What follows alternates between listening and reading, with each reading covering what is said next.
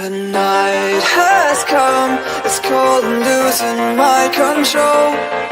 Your light is gone, and lonely darkness fill my soul. I wish that you could save me from my isolation. It's way too complicated. Let's stop this conversation. Let's stop this conversation. We got no relation.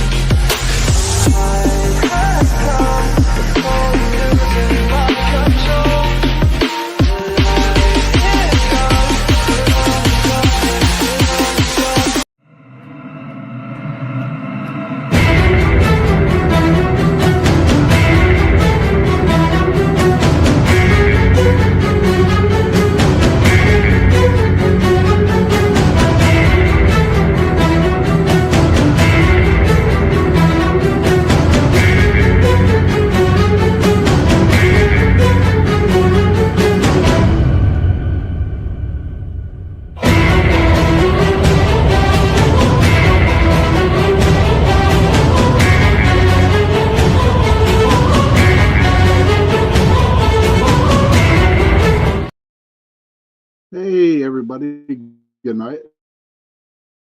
Good night. Hello, good evening. There we go. That's a lot better. I want to thank you for coming in to watch my show today with me, Sean Kelly. See, a little miss got my mind all screwed up. I don't know. Maybe it was supposed to happen. Maybe it was supposed to. Who knows? But again, welcome to the Sunday night edition of Into the Night with me, your host, Sean Kelly. I want to thank UPRN Talk Radio, 105.3 Mississippi, 0.7 New Orleans. And yes, it looks like my internet is going off the rocker tonight. So we'll see what happens. Yeah. But whatever happens is going to happen tonight. You know what I mean? So I don't know. It's a beautiful day today. I worked. Hey, Joni, good to see you. I worked today, and you know, Holly, oh my gosh, hi, Holly, good to see you. Good to see you, Holly. But you know, I'll tell you what, everybody. So I went to work today, and I saw dads with their little children. Hey, Christopher, thank you for coming in, and Gabriel. But I saw moms and I saw dads come in with their little children. And their little children were so excited. And you want to know why they were excited being with their dads? And I'll tell you what, I got to give a lot of credit to the dads because a lot of them had 3 or 4 kids with them. And they were small kids. They're, young. And they were all picking out dinner for mom. Thank you for subscribing, Christopher. And they were all picnics for their mom today. And you're so, well, why would the children be picking out gifts for their moms? Well, got to tell you, it's Mother's Day today. And happy Mother's Day to all the moms out there. And some of the dads too, because there are dads where the moms aren't around that much. And so the dad, hey, Kara, good to see you, hon. And hey, Mr. Wojo, Cindy, wow, they're all coming in. This is great. I love it. And I would like to talk about moms. Yes, moms are special. Hey, Kevin, moms are very special people. You're welcome, Holly. And it's like growing up. Now, I grew up in a different era than a lot of y'all did. Okay. And my mom and a lot of the other moms were like the ones that, if you screwed up, you didn't go see your dad, you saw your mom. And there were times that you wish you would have seen your dad first before you seen your mom. But you know what? In growing up, thinking that your mom was mean and nasty and you couldn't do this, nor could you do that. And if you got in trouble, you got whipped, And so you kind of tried to avoid your mom as much as when you're young. This is when I'm young. And then she would take you to church every Sunday. And then she'd pull out, a Kleenex out of her purse because there's dirt on your face or something like that. And so she would pull the Kleenex out and lick it and then face with it. It was the weirdest, grossest things in the world. But thumbs. And moms would be there if you showed up in school. Does it feel being old? Your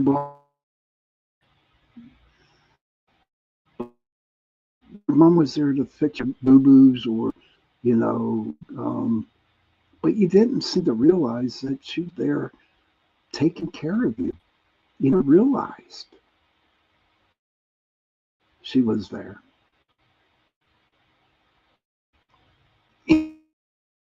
As you get older, you start to realize how much your mom meant to you. And there are times that I can literally kick myself in the arse. That's ass, or arse speaking. Thinking of all the dumb shit I used to do when I was young. Embarrassing. Getting mad.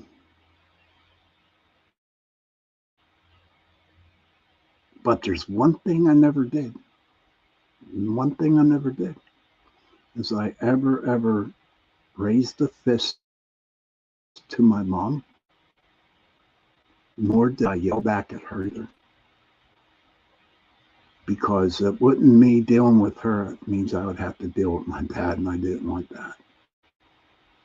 And my dad taught me at a very, very young age, you never the woman, no matter how bad it is, no matter how mad she got you, we just didn't. You just don't hit a woman. I made the mistake one time when I was 15 and 16 years old, and I raised a fist to my mom. Didn't hit her. But my dad saw it. And see, back then they can kick the crap out of you and not get in trouble for it. Kara says I did both of those, talk back all the time and slapped her once. I'm surprised, Kara, that you're here, to be honest with you. If I would have connected with my mom, I would not be here talking to you today. And that's true. But as I grew older, I got married and I had a son. And my mom had a grandson. And my gosh, I saw a whole new different person. I actually saw what my mom actually did with us. And it hurt. It hurt me. Because I did all that bullshit to my mom. And didn't even blink an eye. But my mom was there to babysit my son. My mom was there to help me change the diaper. And don't get me wrong, okay? Hey, Donna, good to see you. And don't get me wrong. You know, my son didn't want to get away with murder with her. If he screwed up, and then he screwed up in front of, he calls her mom. It's an Irish thing, mom. And she'd let him have it. Or be stern with her, because at the time when he grew up, when he was born and stuff like that, that's when everybody had to be careful about talking back to your kid, smacking them with a belt or something like that, because you can go to jail, you know. But I saw my mom with my son. And I didn't realize at the beginning, when she first started to be around him. And then one day, it just hit me like a ton of bricks. It just hit me. Like, oh my gosh. My mom was a loving person. No matter how hard I gave my mom gray hairs and how many times I got on her last nerve, she was there. Through the good, through the bad, through everything. But I did not want to see it.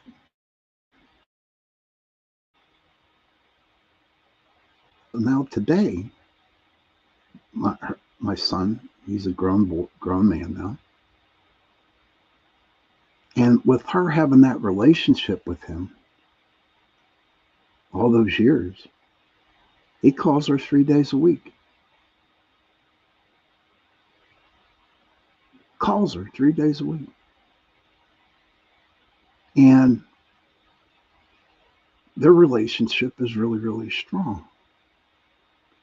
And at one time, in fact, I was jealous of my son because I wanted to have that relationship with my mom like that, but it never happened.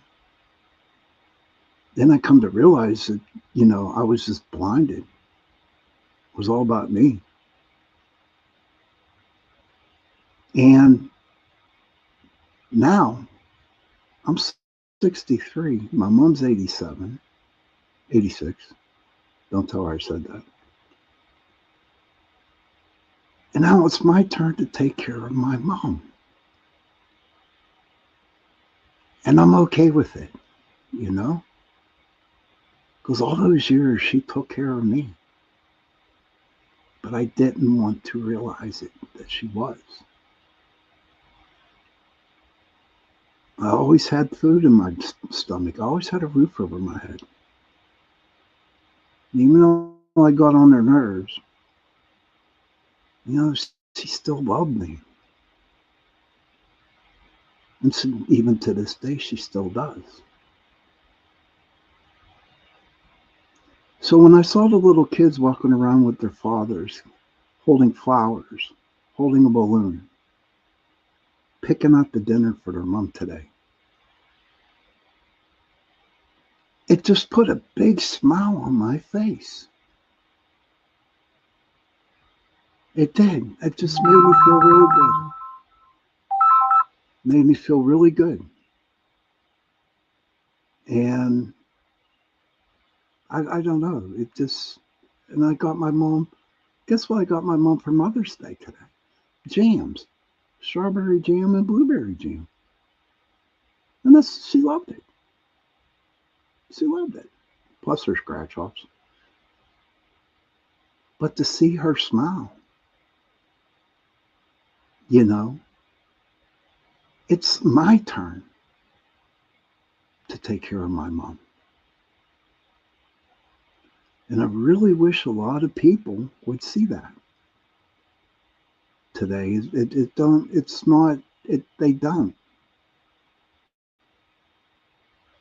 There's a lot of young kids out there, and I'm talking in their 15s and 20s.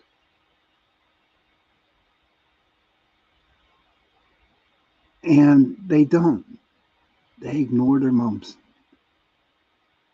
and they ignore their dads or they treat them. You know what really gets on my freaking nerves? I'll tell you what gets on my freaking nerves about today's young adults is that they call their mom and dad by their first names. And when I hear that, that pisses me off. They're not Patricia. They're not Jack. They're not Mary Margaret. They're not this. They're not that. They're your mom, and it's your dad. But to call your own mom by her first name, that's freaking ridiculous. Seriously. And it pisses me off. You got to show respect for your mom. Because do you know how bad it eats her inside? A lot. It really does. I was always taught respect your mom and dad and respect your elder. And even today, at 63 years old, next month I'll be 64. And I still respect my elders. Kara says, I took care of my mom and was by her side, holding her hand when she took her last breath. My condolences to you, Kara. Kevin says, agree, Sean. Mom and dad, not Leona and Victor. Yes. I'm sorry, Kara. We're going to get into some ghosty stuff pretty soon. But I had to bring up Mother's Day. I had to bring up mothers. Because mothers are special. They really are. But you have to show the respect to them. You have to show respect. Kara, I lost my dad when he was 52 years old and I was 24, so I know what you're going through. I know what you're going through. So when my father passed away when I was 24, it was my mom who took care of me and my brother. I just wish people out there would respect their moms and their dads.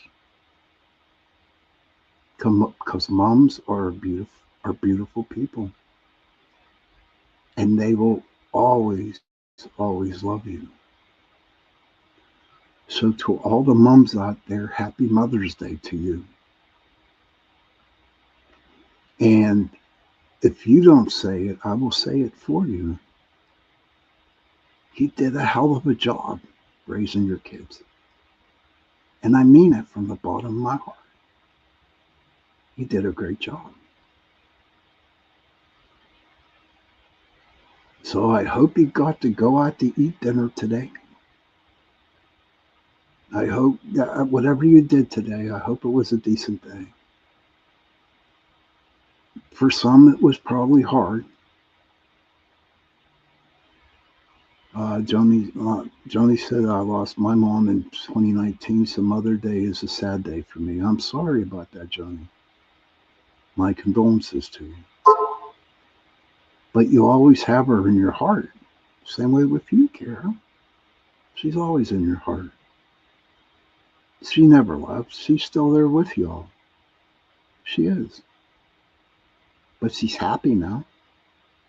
She's no pain. You gotta be careful. You gotta be careful because she could be watching you if you're doing something bad. I could just hear my grandmother now just yelling at me.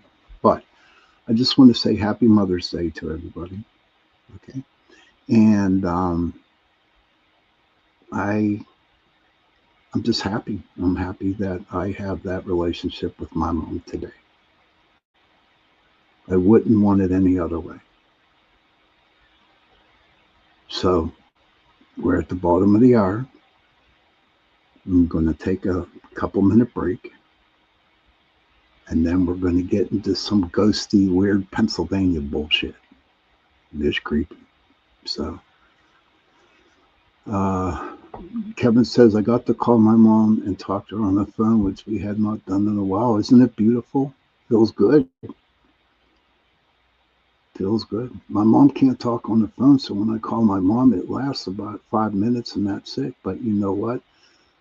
That's the best 5 minutes I had in the daytime, in that day. Spending 5 minutes with her on the phone if I don't see her. So, going to take a break, and then we're going to come back and talk about some weird stuff in Pennsylvania.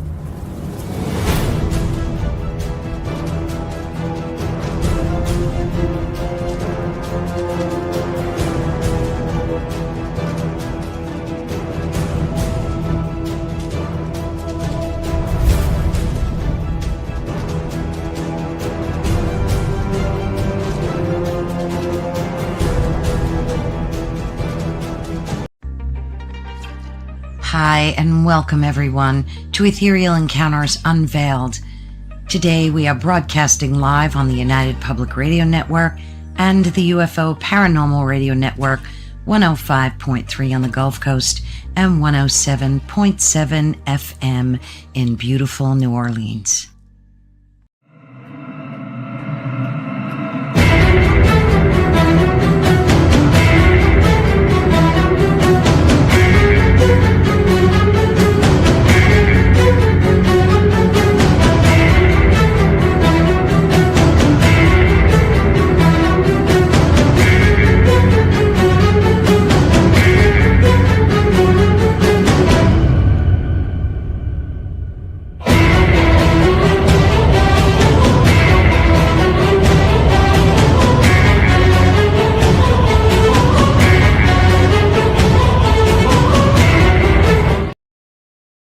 Hey, everybody, and welcome back to Into the Night with me, your host, Sean Kelly. This is Sunday night, and it is a 2-hour show, so everybody, please stick around after 9 o'clock because the Monday night show is a 2-hour show. Heidi, hi. Happy Mother's Day to you, Heidi. So to recap the first half hour, I just, in short, mothers are beautiful. Please take care of your moms. Don't give them any grief. But now comes the spooky time. But before I get into the spooky time, I want to thank. Oh, you're welcome, Heidi. Hey, Michelle. Just want to thank you, PRN Talk Radio, 105.3 Mississippi, 107.7 New Orleans, for allowing me to give you 2 shows a week, Sunday night from 8:10 to 10:10 p.m. and from 8:10 to 9:10 p.m. And I want to say that my Tuesday night show is going to be pretty decent. My friend Amy, she's coming on, and Amy Cottrell, and she's a belly dancer. And I heard that, and I've read that belly dancing is a good way of meditation. So if you're not doing anything on Tuesday, come on over and check out the show. Remember, it's 8:10 p.m. Eastern to 9:10 p.m. Eastern. What else was I going to say?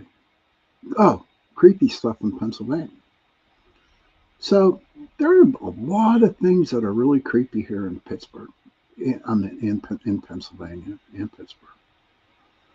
And they're just, and I've been to a lot of these places that I'm going to be talking about tonight.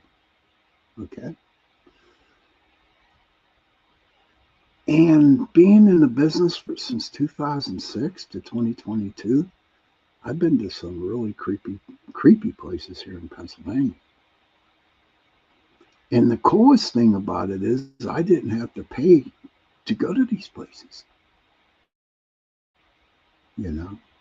But the first one I want to talk about is called the Green Man's Tunnel. Okay.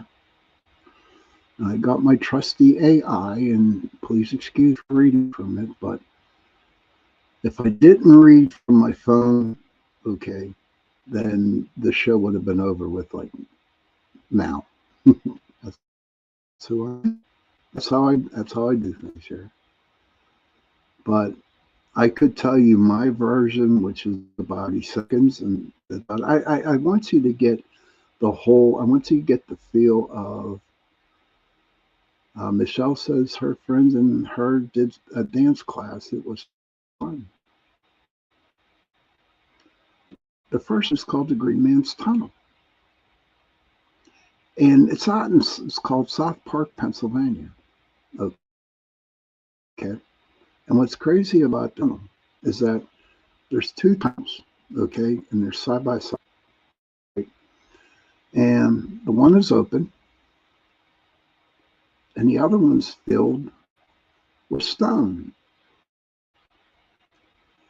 The original Green Man talking about is the one that's filled with stone.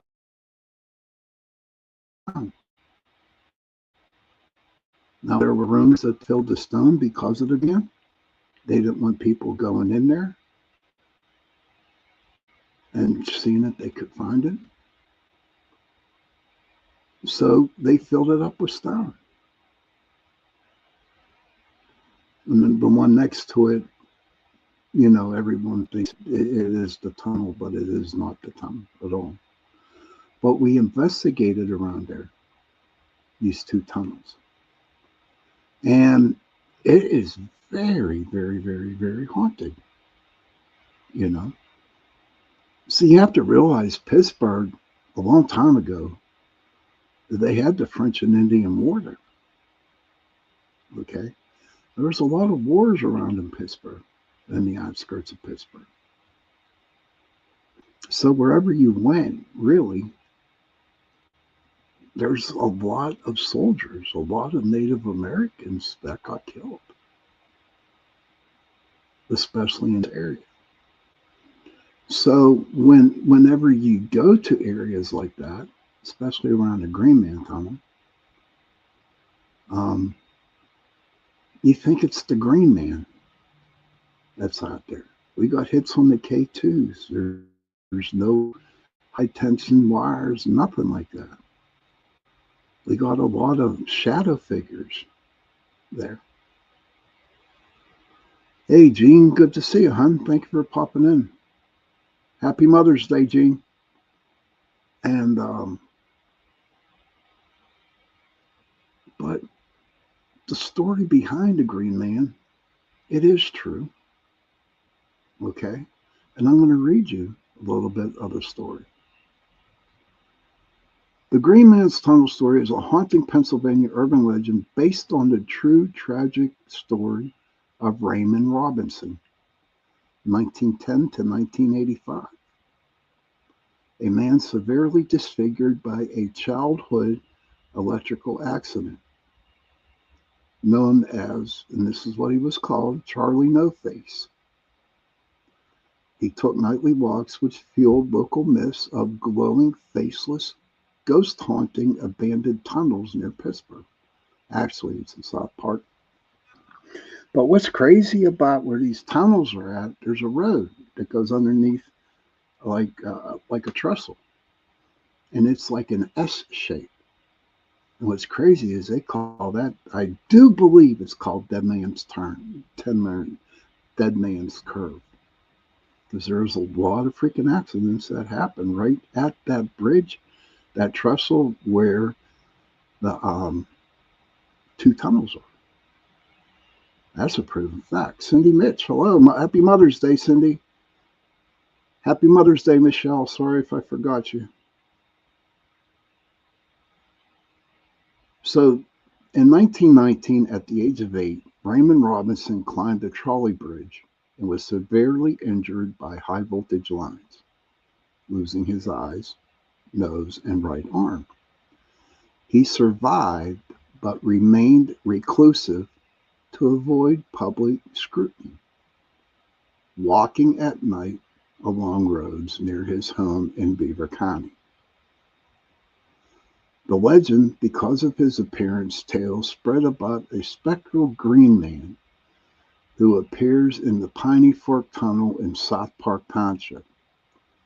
The green glow was likely a distortion of moonlight or headlights on his skin, transforming a disabled man in a monster in local lore. And, growing up, I heard a lot about this green man. I really did. From people who were older, from teenagers that would go out there, and not a lot of people, but some people actually saw him, especially walking at night. It's true, he walked at night.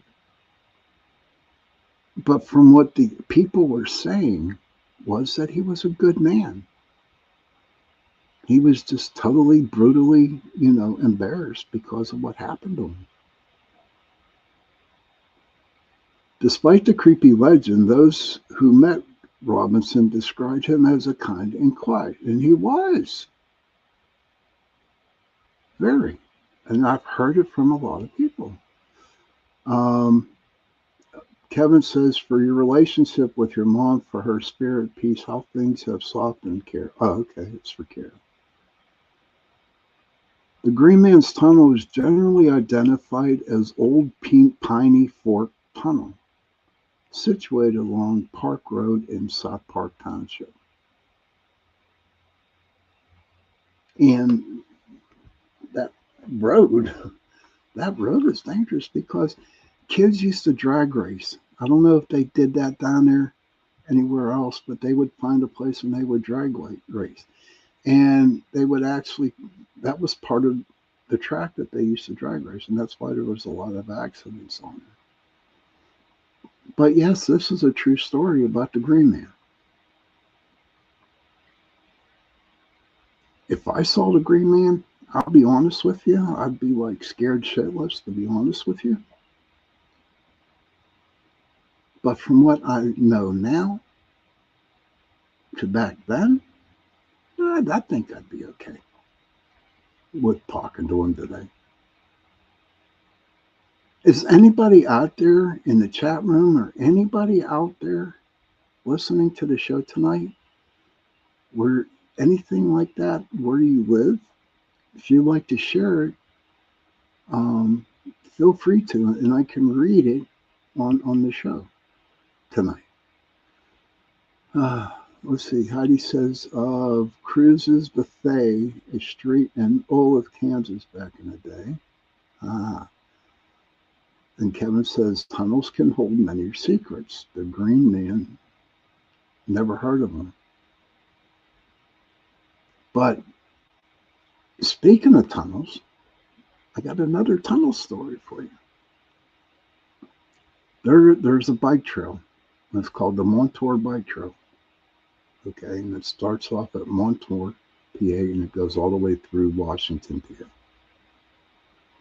And what you do, if you're ever, in Pittsburgh area, you go 79 south, and you get off at the Hendersonville exit. And so when you get off the Hendersonville exit, you want to make a left. And then you'll see an ice cream shop where there's a bike shop. And that's where part of the Montour Trail hangs out, starts. There's no start there, but it's like where you can pull and get your bikes out and ride them. But the Montour Bike Trail used to be an old railroad. And a long time ago, as you walk it, okay, it's very haunted, extremely haunted.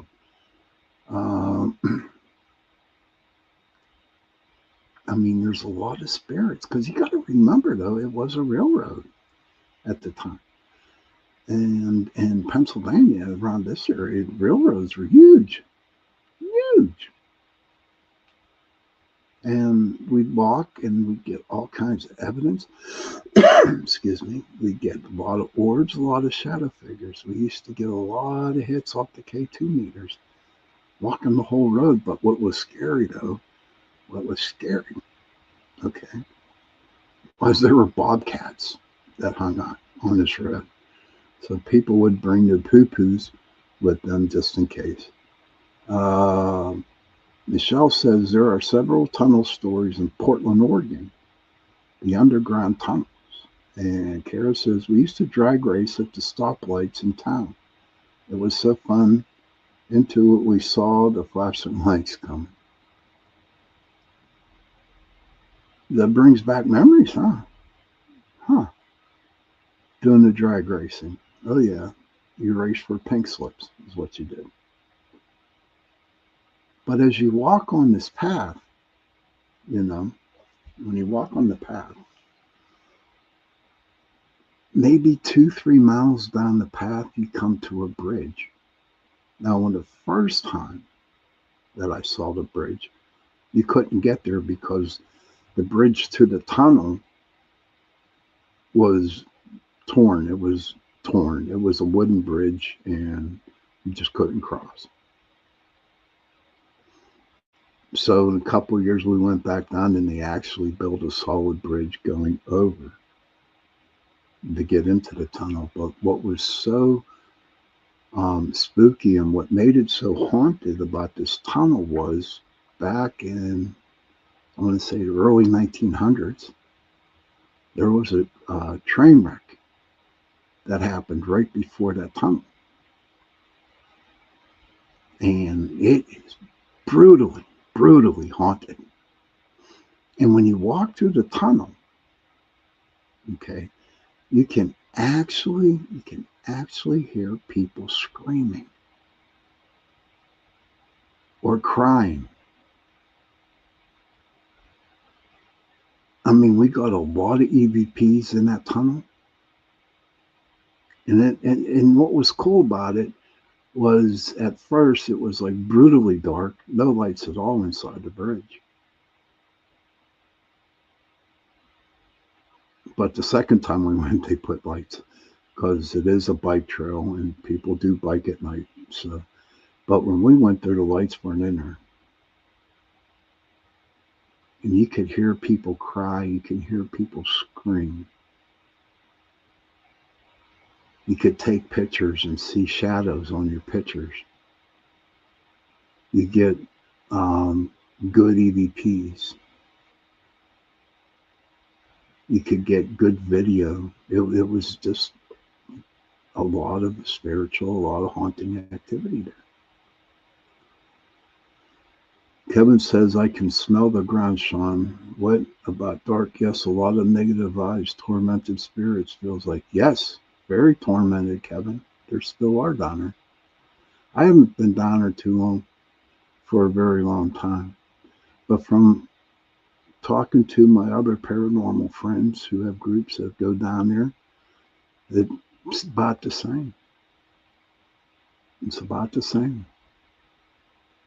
Same feeling, same activity, same everything. But going down toward the bridge, though, okay, to the tunnel, the further you went down close to the tunnel, the colder it got. I remember one time we went down that way and it was like 90 degrees, hotter than hell. But maybe a half a mile before we got to the bridge, it turned into icicles. It was cold. It went from 90 down to 40, just like that. And when we hit that wall at 40 degrees, okay, when we hit that wall, you could actually see your breath. So we knew we went in, we walked right into a very haunted area. Hey, Squats Man, good to see you. Kara says, definitely a creepy spot at night. Okay, about the cemetery. Okay. Oh, Kara got a little thing here. Kara says, We have a cemetery north of town that is said if you drive around it 3 times, a hearse will chase you and shoot at you. Oh wow. I don't I don't know, but that's crazy, man. Did you ever try it, Kara? Did you drive around it 3 times and did a hearse follow you? But there have been many, many accidents, you know, um, down that area. Now there's another, it's called the Allegheny Bike Trail, which is over near the Occoquan River. Okay. And when you walk down the Allegheny Bike Trail, the things, the story behind it was that you would be walking down the bike trail and you will see men up in the distance carrying lanterns walking towards you. And a lot of the people say that when they would get up to the guys holding the lanterns, they would disappear along with the lanterns. In that area, and mainly all around Pittsburgh, there's a lot of coal mines, tons of coal mines. And there's a lot of miners, especially down in that area. But we'd walk it, and again, get your good shadows, your good EVPs and stuff like that. But it, for me, walking the bike trails, it wasn't so much, getting evidence, video or pictures or EVPs, whatever, audio. It wasn't about it. It was about getting your own personal reaction. How you feel, how I felt walking down there and just feeling the presence of spirits all around you. That's the best evidence in the world. And I mean, I went down there like 3 or 4 years in, and it got to the point where I did not want to share my evidence with anybody because I know for a fact I would get ridiculed.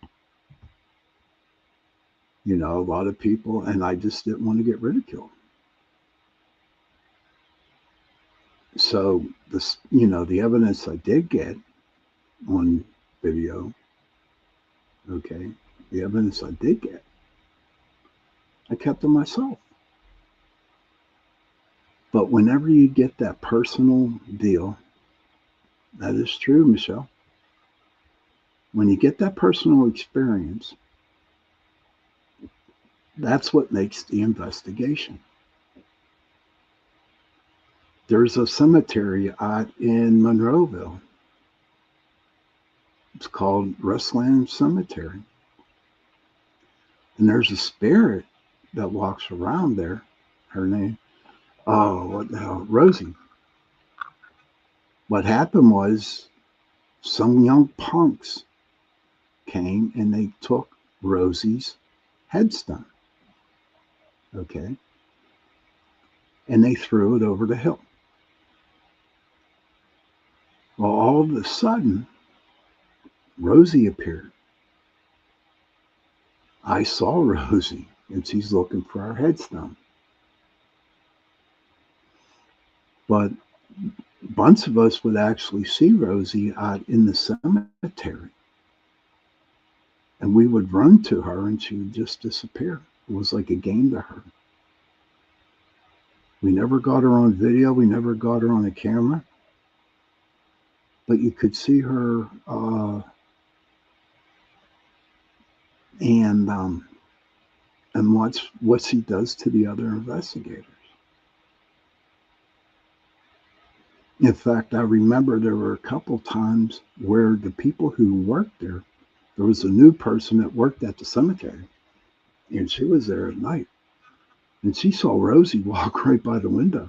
True story. Walked right by the window. She got so scared she called the police. And the police came. Yes. So But I had to bring Walking Rosie in on that one. But that's a couple of the strange places that I was at.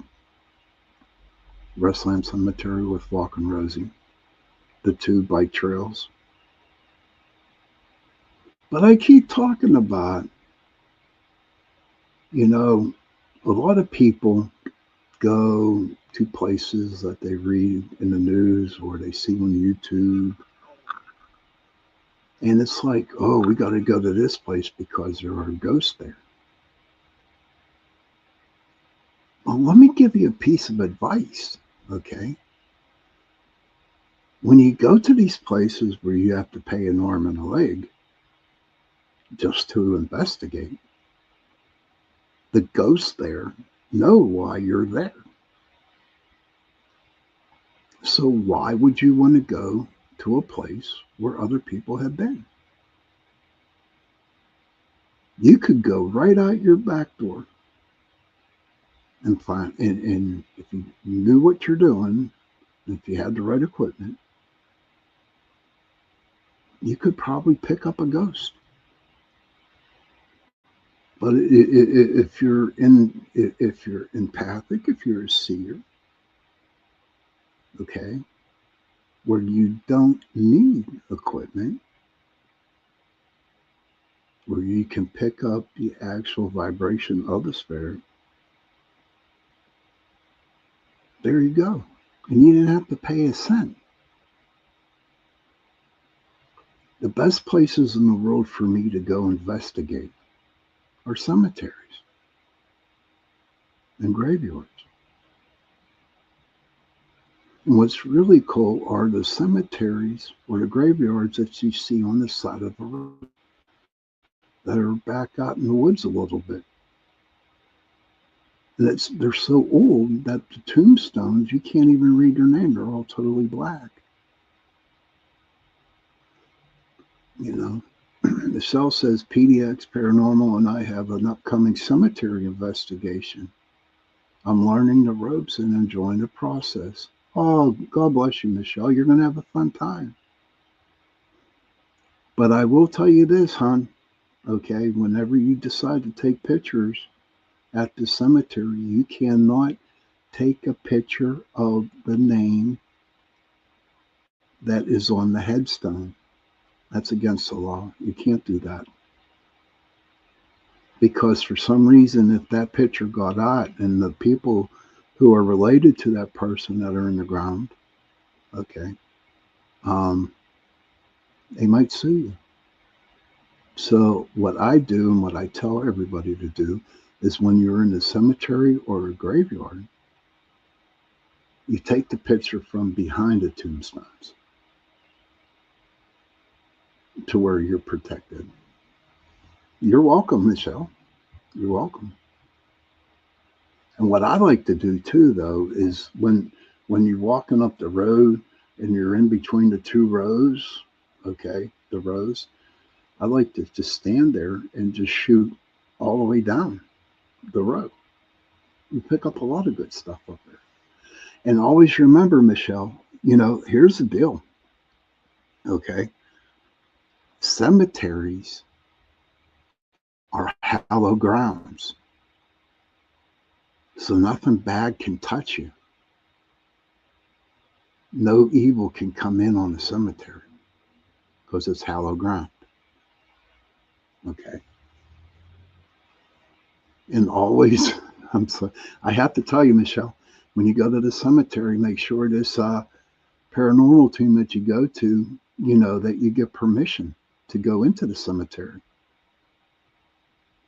If you don't get permission, they will call the police on you and you will get arrested for trespassing. That's what it's like here in Pittsburgh. So whenever I would do a cemetery with my group, I would always get permission. And after you get the permission, either the cemetery people would call the police department and tell them that we will be there, or I will call the police department and tell them that we're going to be there on a certain day for a certain amount of hours. Okay. But it is at the top of the hour. It's at the top of the hour, so we're going to go to a break. And when I come back, we're going to find a couple other places about Pennsylvania and the spooky, weird stuff that happens. So see you back in a couple minutes.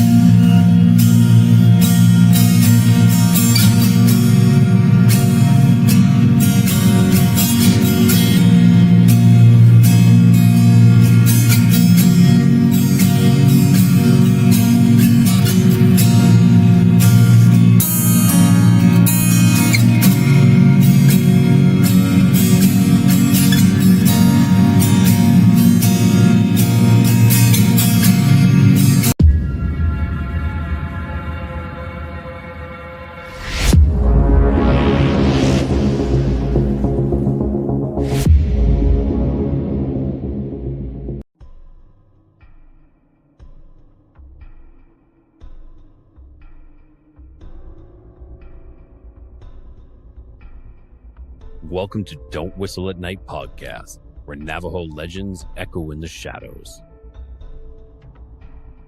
Darren and Dawn will guide you through the sacred fire of Native storytelling, where the old stories breathe, the unknown walks among us, and voices, long hidden, rise to be heard. And remember, don't whistle at night.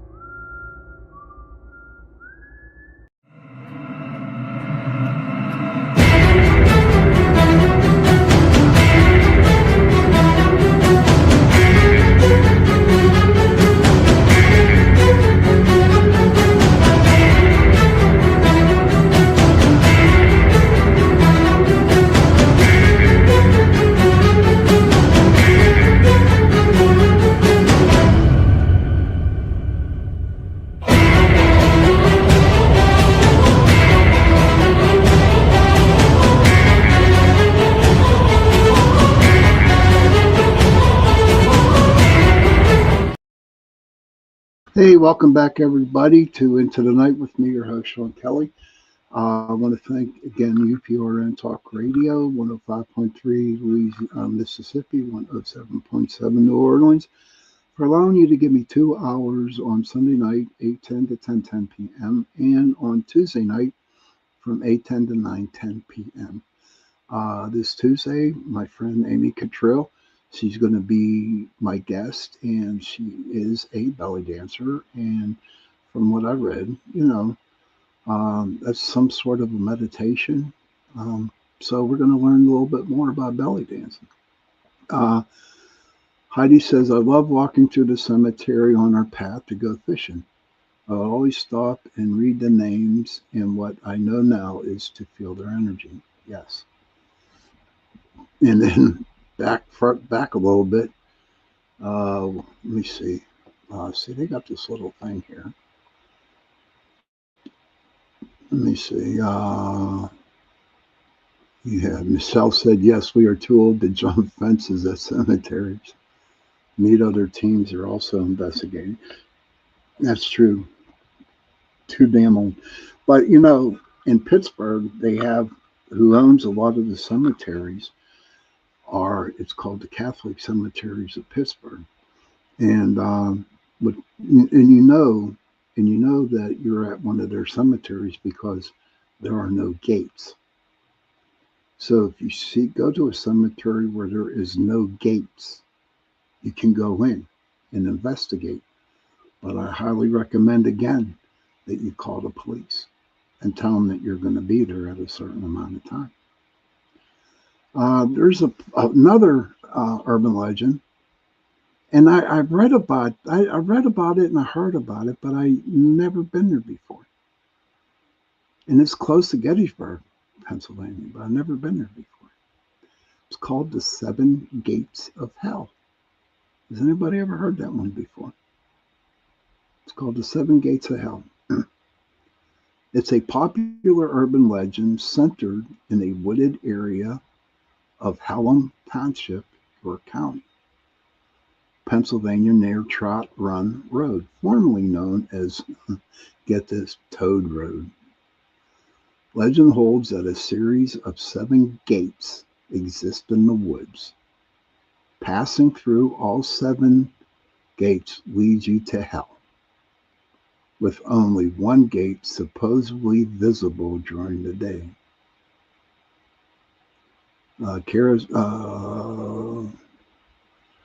Michelle says, I have not. Sounds interesting. And Kara said, yes, I just saw on TV the other day, I think. But I know when I go up to Gettysburg this year, I think I'm going to try to go to the 7 gates of hell. From what I understand, I think you can see the one gate during the daytime, but at night you can see the other 6. But we're going to get into the details of the legend. Heidi says, in Stall, Kansas, in a church within a cemetery is going to be one of the 7 gates of hell. Yeah, we talked about that, Heidi. Maybe if I ever make it out to Stall, Kansas, I'll go there. Because sometimes I want to see what hell really looks like. Nah, I'm just joking with y'all.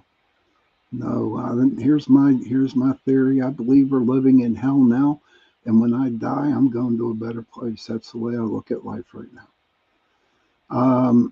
The key details of the legend: the asylum story, a popular through unverified story claims in an insane asylum in the area burned down in the 1800s, and the gates were erected to trap patients who escaped.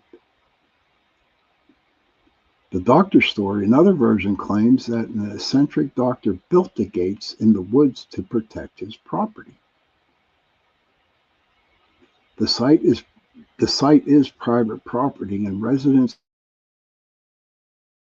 asylum legend is false. The gates were erected to deter trespassers. Now, see, okay, so you look at this, right? They say that the site is private property, and that's understandable. Okay. Now, if you lived there, if you lived around the 7 gate area, I'm sure you would come and tell the world that no, it's false. But in reality, it could be true, you know. And the location is in Hallam Township, close to York, Pennsylvania. And York is close to Gettysburg. So let me ask anybody out here in the chat room, or anybody out there in the 160 different countries that are listening tonight, how many would you, if you knew this, if you knew the rules, that you knew you couldn't go into this place, how many would go? How many would go? Would you go? Would you try walking the path? Would you pass through the first gate and try to get to the other 6 gates? You know, if it wasn't woods, there's a lot of woods, trees everywhere. Michelle says the younger her would go. I think I'd do it if I was younger. I'm lucky I can walk a half a mile without dying. I'm just joking with you. But there's a lot of places like that I wish that I could have gone to, that I even heard about going to, you know. But I would try. I would want to see how far I'd go. And of course, this being a paranormal show, there could be Bigfoot in there. Could be a cryptid in there. Kara says, yeah, the walking might stop me. Of course. Have you noticed, though, in a lot of places where they say that, like, they're really, really haunted are asylums? Seriously? There's a lot of places that are, that they claim that they're haunted and are abandoned asylums. But how do we know an asylum is back in there? How do we know this doctor did it to set up his private property? Why did they come up with this story anyway? Because you go through 7 gates and you're in hell? Because it's haunted? Kevin said I would read the path and get a sense of how far to go to safety.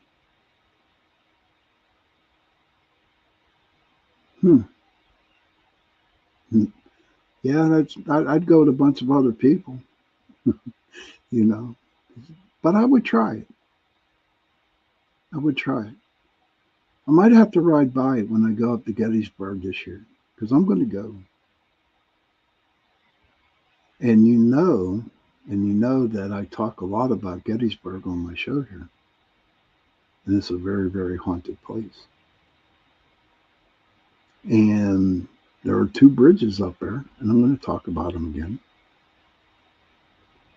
One is the Sachs Covered Bridge, which is brutally haunted. And the story behind that bridge is that after the Battle of Gettysburg, the South, the Confederate Army, actually went back into Virginia crossing that bridge.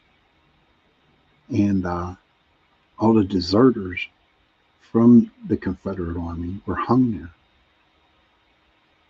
And I am here to tell you that there is one Confederate soldier on that bridge. I do believe he's from, Tennessee.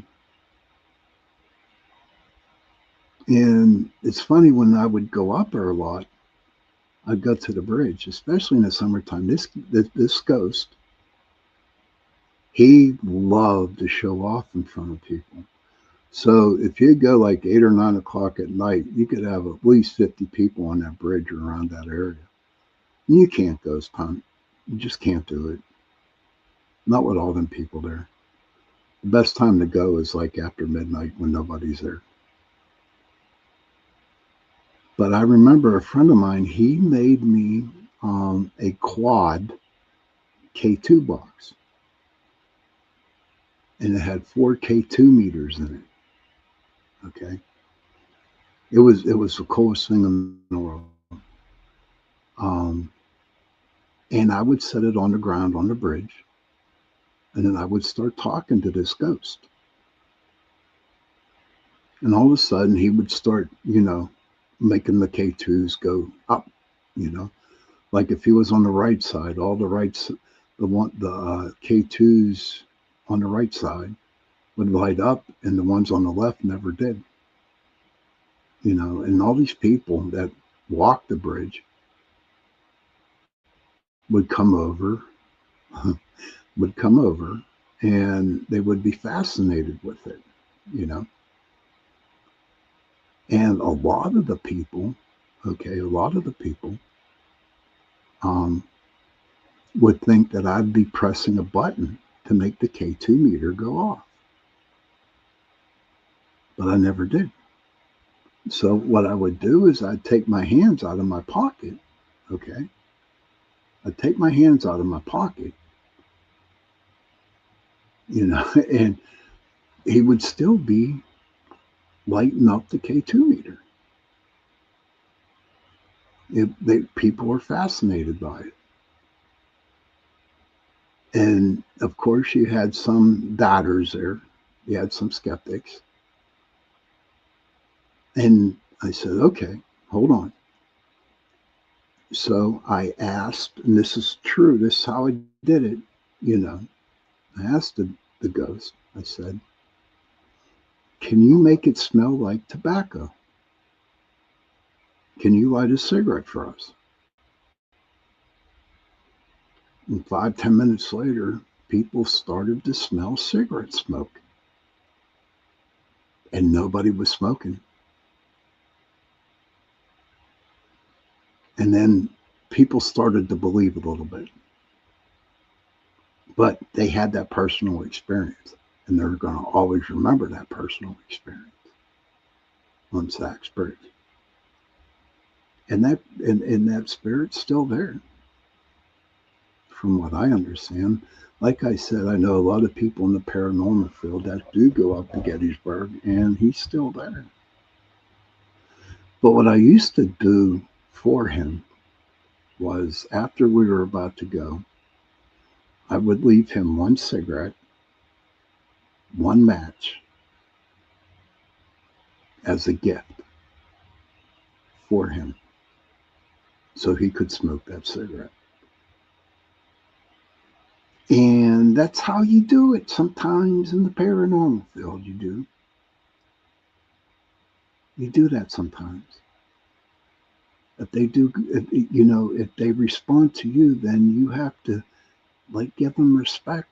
And how I respected this dude was by giving him a cigarette and a match. So it worked out both ways, There's a path that's beside the bridge that you walked on down to the creek. And that was a spooky path. It was, but there was a lot of places up there. Now, where Saks is, it's away from the battlefield. But you have to remember, though, that whole area up there was during the Civil War. When you walk down this dark path, you really have to be careful, because there's no lights. And if you don't have a flashlight, you're up Schick's Creek without a paddle. But you feel people breathing down your neck. You actually feel people touching you. You actually hear people talking in the woods right next to you when you walk down this path. Even people who are new to, Kara says, did you leave the matchbox to light the match? No, I didn't, Kara. I just left the match. I did not. Because I don't know if some knucklehead, would light the bridge on fire. No, I just left the match and the cigarette. But no, I didn't leave the matchbox there. But people would come down with me and walk that dark path, and it takes you down to the creek. And a lot of activity down there. And a lot of people got scared. And what they got scared, it wasn't so much that they were scared of the dark, okay? They were scared because they started to hear people talking. They started to feel that people were touching them. And no, it wasn't the tree limbs smacking up against them. And it's not the spider webs that you walk into, because I would go first. And if anybody would hit with a spider web, it would be me. But I don't know, has anybody ever been on an investigation or actually walking in a place where you feel like you walked into a spider web and there was no spider web there? Anybody? So, to that part of the story, okay, we would make it down to the creek. And for a fact, where there's water, there's spirit. Kara says, oh yeah, and then Michelle said yes. But what excited me the most, and I didn't laugh at them, but inside it kind of made me feel good, knowing that these people were getting personal experiences down that path. And I just say to myself, welcome to my world. I would say that a lot. Welcome to my world. But that basically, I could tell you stories. We could do an hour, 2 hour story just on Sachs Bridge itself. But this is what I wanted to bring up about the weird things that happen in Pennsylvania. It is a crazy sensation. Now, is that a bunch of spirits that are there? Is that one spirit that disembodied himself that made it feel like that he was the spider web? You know what, ladies and gentlemen? To this day, and I've been in the business for a very long time, I could never figure out why or get a reason why that it feels like you're walking into a spider web and there are no spider webs at all. So I'm calling that right now. But the other bridge up there is called the Eisenhower Bridge. And it's a small bridge. And it's up from Sachs. But they do have another name for it. It's called the Suicide Bridge. And I never knew it was there until about 4 or 5 years ago when someone took me there. The minute you get out of your car, you could just feel the heaviness. And you're not even near the bridge yet. Pretty close, but not near it. And as you walk that bridge, you just get this sense of sorrow. Now, I don't know if anybody ever experienced that, to where they just walk into a room or walk into a place and just have total sadness all over, the feeling of sadness.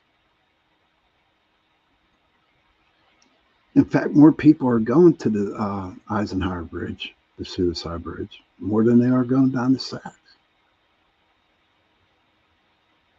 So one time, me and my group, we went up there one time, and we didn't get there until about 1 o'clock in the morning. And you could hear it. You can hear the splashing. Now, you think that somebody threw a freaking rock into the creek. Okay. But nobody threw rocks in the creek. But you heard loud splashes. And as you cross the bridge and you get to the other side, it's just maybe not even a quarter mile that takes you up to a farm, which is gated off. And you can just feel pure evil. Pure evil. Kara says, cemeteries give me sadness, but not in a bad way. I just feel sad for the spirits. I'm sure, a troll. I don't know. You know what, Kevin? I'm glad you said that. And that's crazy, because a friend of mine, she took a couple pictures, when we crossed over into the real evil side. And all you see are a pair of eyes, dude. No shit. A pair of eyes. And somebody wearing a hat. No lie. It was creepy as sin, man. It was. But you cross that bridge and you cross into evil. Pure evil. And you just felt this evil presence around you. Now, I really don't. A lot of places that I go to, I don't really want to call them evil. I just think, to me, evil is a bunch of, pissed off spirits, to be honest with you. And, but this was pure freaking evilness. Michelle says, I can sense sadness in locations and in people experience sadness.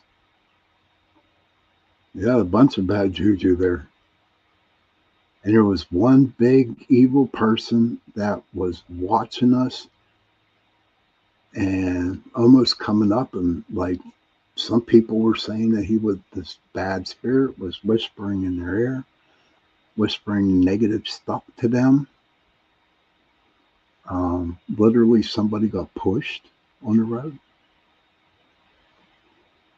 And to be honest with you, when this shit happens like that, and I'm on the investigation, and I got my crew with me, and shit happens like that, we're gone, dude. No questions asked. That's one thing I never did. I never put nobody in my group in harm's way. Never did. Never will. But we had to leave. We had to leave because it was that bad. The keeper of all the heavy darkness under there. I don't think it was the troll there, brother. I think this thing was big and it was huge.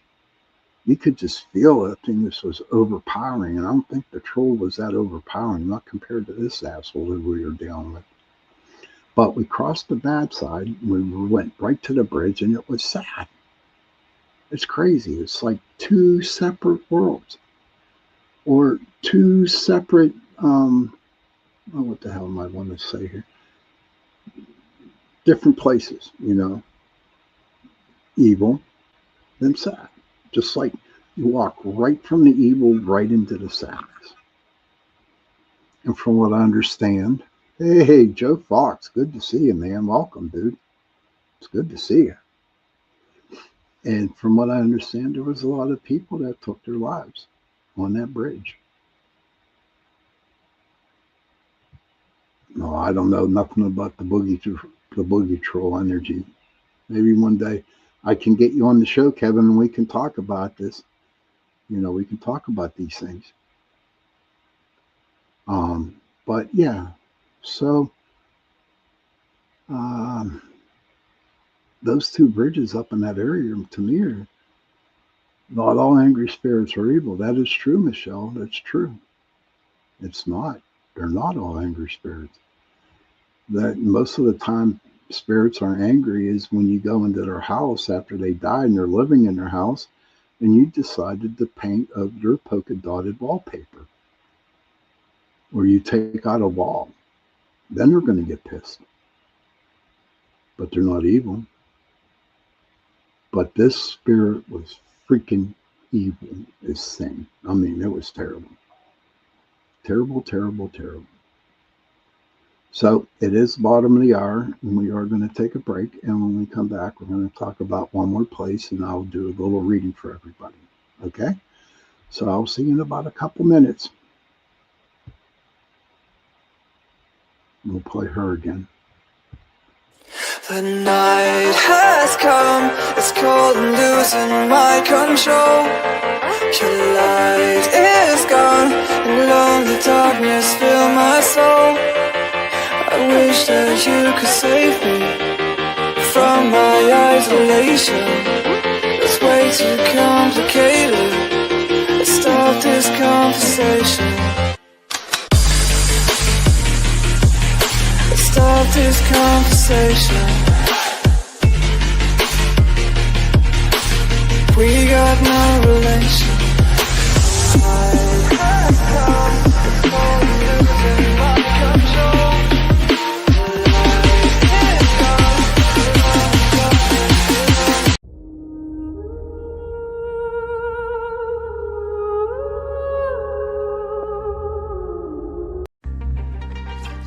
Hi, and welcome everyone to Ethereal Encounters Unveiled. Today we are broadcasting live on the United Public Radio Network and the UFO Paranormal Radio Network, 105.3 on the Gulf Coast and 107.7 FM in beautiful New Orleans.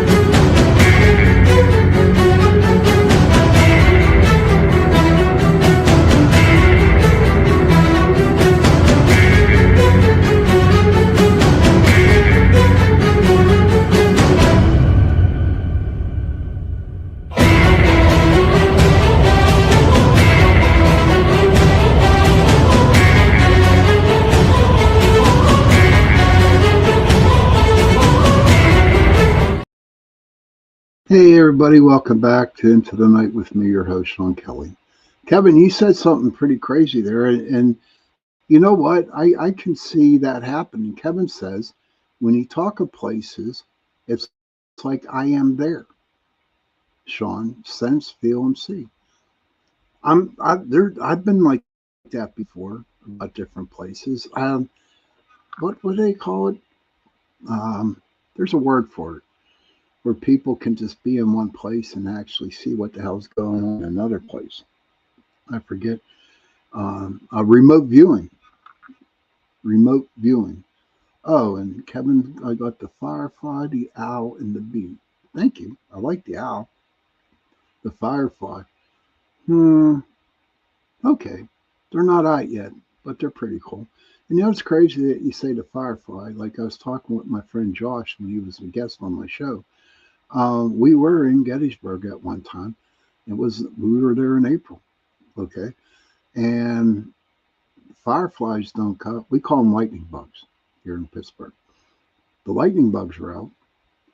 We're not, it's April and lightning bugs aren't out. So, but we were in the peach orchard and there had to be 50 of them following us. So, it was crazy. It was a crazy sight because wherever we went in the peach orchard or in the wheat field, these fireflies would uh, follow us. It was something. Let me ask you this, everybody out there. Is it possible that those lightning bugs were actually spirits? Something to ponder. Something to ponder. Oh, thank you, Heidi. And Kevin said, yes, it's like that, Sean, remote viewing. But what do you think, everybody? What's your theory on that? Do you think the the lightning bugs? Do you think the lightning bugs could have been spirits following us? And I have one more guess. I have one question to ask you guys. Heidi says very possible. And Kara says, my daughter and I was talking a few weeks ago about how lightning bugs aren't out as much as they used to be. That is true, Kara, especially in July. Not too many of them. But this was April and it was cold as hell. But I have another question. And my brother brought this up to me, and everybody knows my brother Patrick. And he comes up with these unusual questions. If a ghost sees himself in a mirror, does he think he's a ghost? Let me read that and repeat that. If a ghost sees himself in a mirror, does he think that he's a ghost? That is true, Kevin. Interesting spirit lights showing the way. One more time, guys. I need to know about this answer, what y'all come up with. That'd be interesting. But if a ghost sees himself in the mirror, does that ghost think he's a spirit? Food for thought. But the last place I want to talk about before I go to the reading is Centralia. Does anybody know about Centralia? Heidi says, I think lightning bugs are similar to fairies or a type of fae. I can go with that, Heidi. I can go with that. Has anybody ever heard of Centralia here in Pennsylvania? Well, I'm going to read about it. It's a near ghost town in Columbia County. Heidi says, I think he'd probably realize he was. Okay. That's interesting. I'll tell brother that. I'll tell Patrick that. Joe Fox knows about Centralia. Centralia, Pennsylvania is a near ghost town in Columbia County, famous for a massive underground coal mine fire that has burned since 1962. And that was the year I was born. it forcing most residents to relocate through government buyouts and eminent domain. Once a thriving coal mining community, and there you go, everybody, another coal mining community, the fire caused toxic gases and dangerous sinkholes, leading to the demolition of most buildings and the abandonment of the town by the early 1990s. Though a handful of residents remained for years, today it's a desolate, eerie landscape with a few remaining structures, drawing visitors interested in this unique history and environmental impact. Illinois has a Centralia in Boulder County. Yeah, we talked about that, the Centralia. The history and the fire. Okay. It was established as a gold mining town. It reached a peak of population of nearly 3,000 in the late 1800s. The ignition of how the fire started in May of 1962, the year I was born, likely from a landfill cleanup effort, and ignited vast underground coal seams. The danger became apparent in the late 1970s with the discovery of toxic gases and sinkholes, including a 12-year-old falling into a 150-foot sinkhole. The government began buying out properties in 1984, and by 1992, eminent domain was used to condemn the remaining buildings, leading to most residents leaving. And in what remains today, there's only a handful of residents remain for years, with an agreement allowing them to stay until their deaths. Most buildings were demolished, but a church, a few houses, and cemeteries remain. There's a thing up there called the Graffiti Highway. The former Route 61, once famous for its graffiti, has been covered up due to repair issues. And the area is known for its desolate, foggy, and sometimes smoky atmosphere, attracting urban explorers and photographers. Now, did everybody know that the one movie, The Haunting of Silent Hill, the movie Silent Hill, it was based off of Centralia. Because Silent Hill was an abandoned town, and it had the fog, it had the ashes coming from the sky. Because I never ever couldn't realize how Centralia, Silent Hill, took its thing from Centralia until I read about it, and it's because of the ambiance, where gas is coming up from the ground. There's a lot of ash flying through the air, and the town was abandoned. But yes, Kara says, it's you look it up online. There's almost no buildings at all there or nearby surroundings. No, in fact, I believe, and I might be wrong, but they actually took the zip code away from Centralia. There's no zip code for that part. I don't know if it is true or not. I do not know.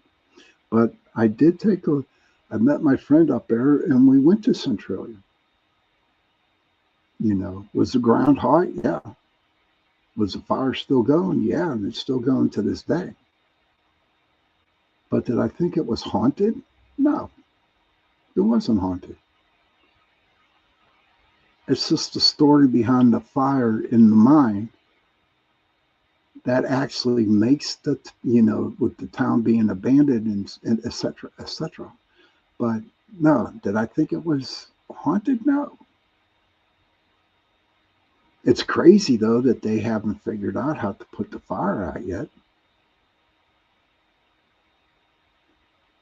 Okay, Joe Fox says, here when I lived a mine fire burned for many, many years before they finally contained it and extinguished it. Calm banks burned at night were actually a thing of beauty to witness all the killers at night. Thanks for sharing that, Joe. Here when I Joe says here when I lived a mine fire burned for many, many years before they finally contained it and extinguished it. Calm banks burned at night were actually a thing of beauty to witness all the killers at night. Yeah, there's no beauty in killers at night here in Centralia. I know that. Kara said Centralia's zip code was discontinued by the Postal Service in 2002. Thank you, Kara. Appreciate that. Yeah, so Centralia has no zip code. Oh, where you live. Oh, okay. Don't be sorry. It's okay, Joe. Kind of figured out what you meant. Yeah. But to me, Centralia isn't haunted. But it has a crazy story to it, you know. It's a true crazy story. I walked on Graffiti Road. Okay. They do have that blocked off, though.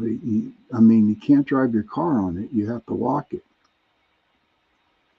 But you have to be careful not to get busted walking on it because, they can find you or send you to jail. But there are a bunch of other places up there, cemeteries that were wickedly crazy, man. So you don't need to go and spend thousands of dollars to go on an 8-hour investigation, and you can go wherever in the hell you want to go, anywhere for free, and investigate. Absolutely. But those are just some of the stuff. I mean, there is so many stories of Pennsylvania, a lot of creepy things up here in this state, that you could probably write books and books and books and books about it. Now, there are a bunch of mountains. Joe Fox says, I've always wanted to metal detect Centralia. I mean, if you can get in there and metal detect, dude, do it, man, but don't get in trouble. I don't want to bail your ass out of jail, dude. That was a joke. If you do decide and you do get the permission, give me a call and I might just take a ride up there and we'll do it together. But yeah, let's do that. Very cool. But there's a lot of places. Chestnut Ridge. Is it Chestnut Hill or Chestnut Ridge? Chestnut Ridge. The mountains up here, full of cryptids, full of Bigfoot, UFOs, aliens. They got it all up here in Pennsylvania. And you can have stories forever and ever and ever on all kinds of paranormal activity. So I guess there's a lot more things for me to explore when I retire in a year and 2 months. Can't wait. But I hope everybody enjoyed these little snippets of Centralia and, the Green Man Tunnel and all kinds of some of the creepy places here. Here in Pennsylvania. There's a ton more, like I said. And maybe I'll do another show with different places on how crazy and wicked and weird stuff happens in Pennsylvania. Except for our government. Joe Fox says, except for our government, Pennsylvania rocks. It does. Pennsylvania is a beautiful, beautiful place, especially around like October. It's beautiful. And Joe Fox says, yes, it's a great place to live. It really is, except for our governor. But like I said, my show is not political, so I ain't going to go there with that. But listen, everybody, it's that time, and I told you guys I would give you a reading. Okay, so here comes the reading, and we'll see how far I can go with this reading. Kevin says, great reviews on these places. Love the stories. Thank you. Pennsylvania's beautiful. If you ever get the opportunity, take a ride through Pennsylvania. Especially around September, October. My God, it's gorgeous. It really is. All right, so I'm shuffling the cards and we'll see what comes up the reading for Sunday night.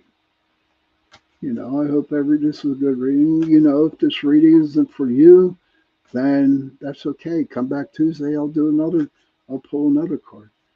But I figured I'd do the reading. And since we got about 15 minutes left, so we'll see where we go for this.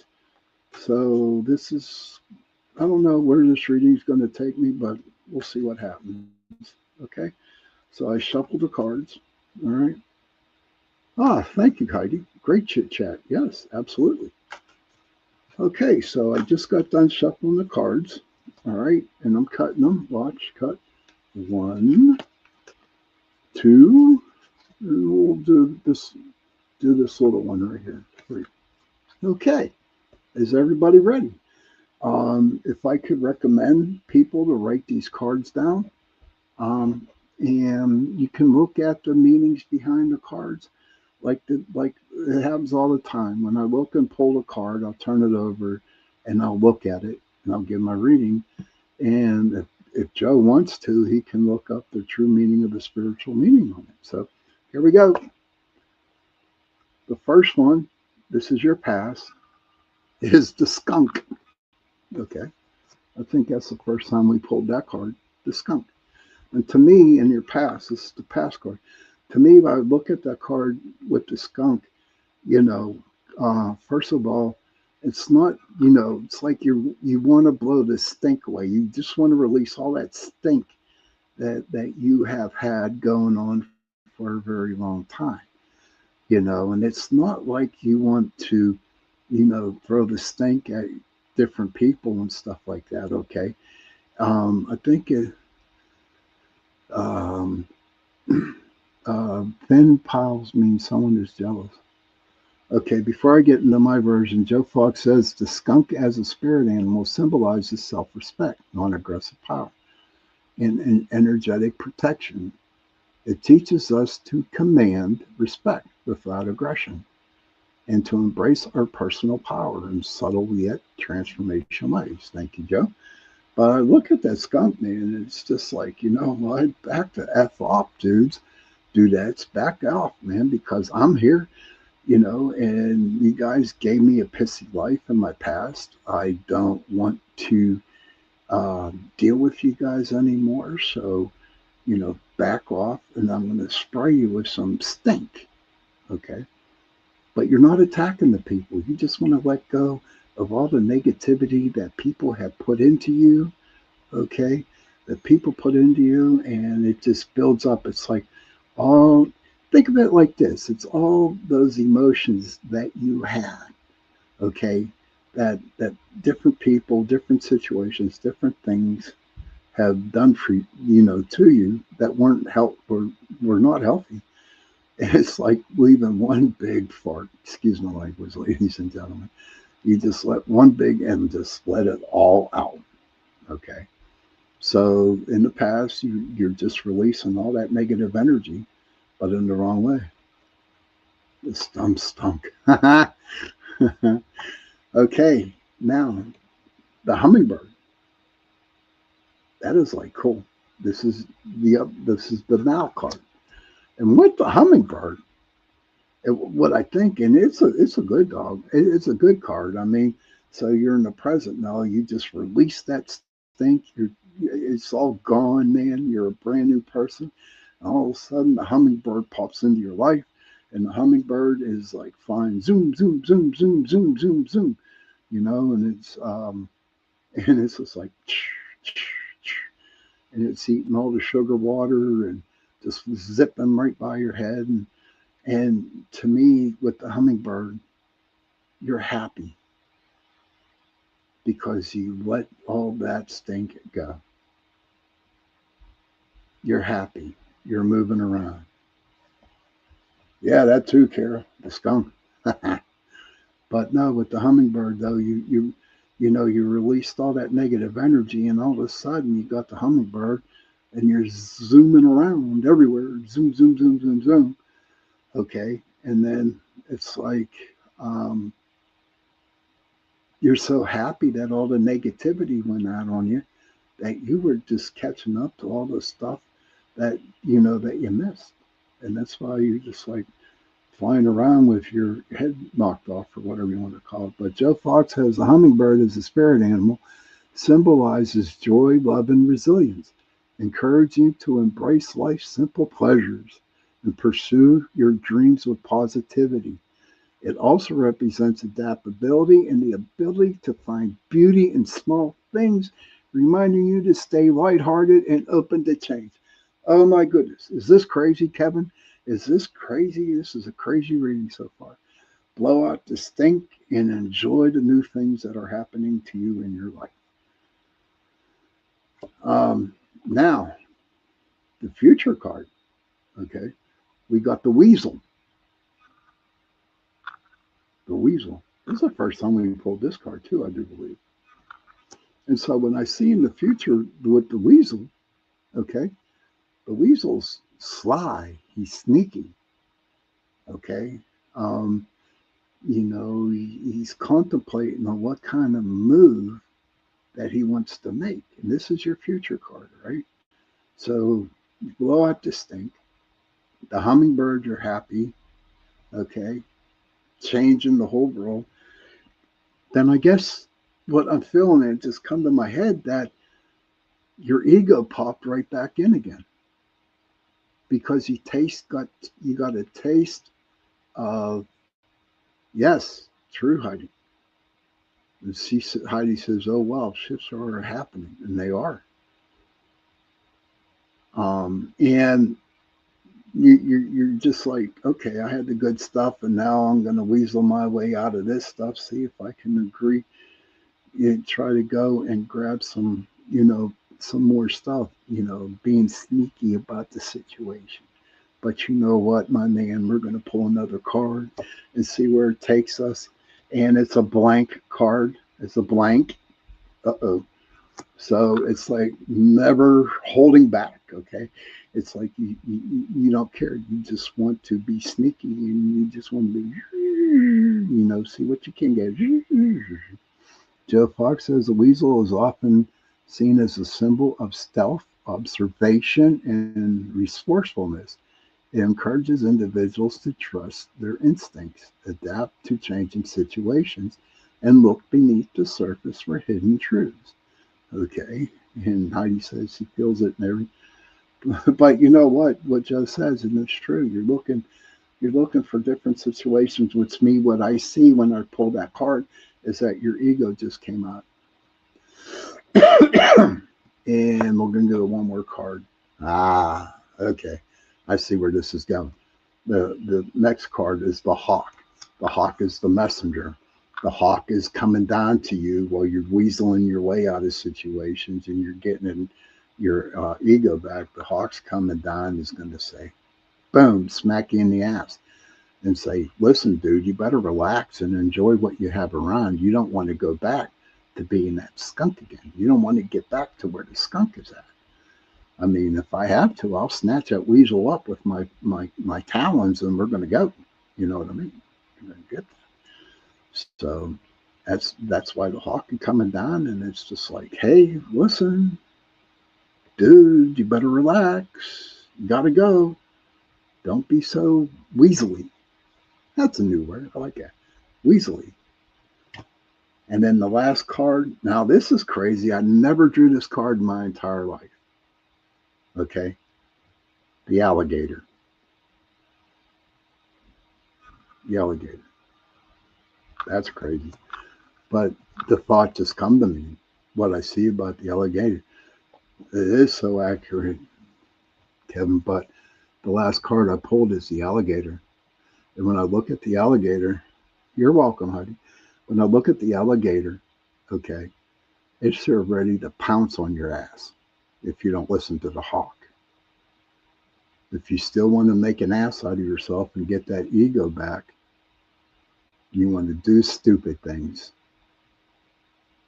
that alligator's ready to snatch you up and take you back into the swamps or whatever. Heidi says, shine bright or get eaten alive. I like that. That's cool.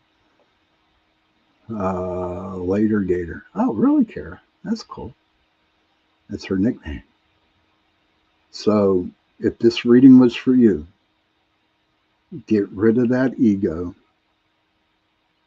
and quit weaseling your way to get out of things. Okay?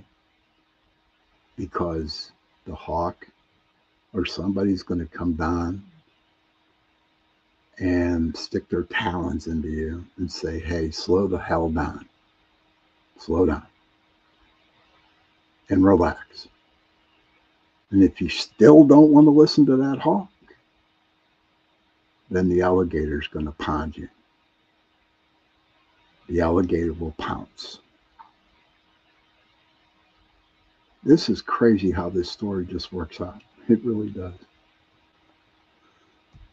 Okay, I'm just going to pull one more card. This is for everybody. It's a happy card.